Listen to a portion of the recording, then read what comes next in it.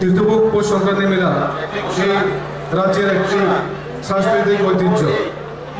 এই জায়গাটি রাইমা ও সাইমা নদীর পূর্ণ সঙ্গম স্থল। একদিকে ত্রিপুরা যেমন মডেল রাজ্য হওয়ার জন্য পরিকল্পনা নিয়েছে, তেমনি করে সাংস্কৃতিক ক্ষেত্রেও এই আদর্শ রাজ্য করার উদার পরিকল্পনা নিয়েছে সরকার।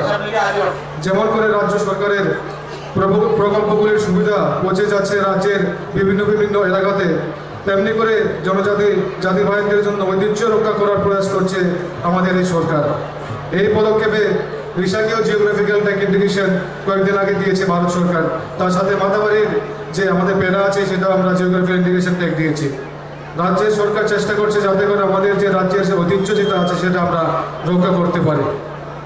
আজকের এই পৌষ সংক্রান্তির দিনে শুধু তীর্থমুখে নয়, রাজ্যের অনেকটা জায়গাতে আমাদের এরকম আমাদের সংক্রান্তি মেলা চলছে। আমাদের এই যে গোমতীর নদীর যে উৎপন্ন যে জায়গাটা সেখানে আমরা আজকে করছি, তার সাথে আমাদের গোমতী নদীতে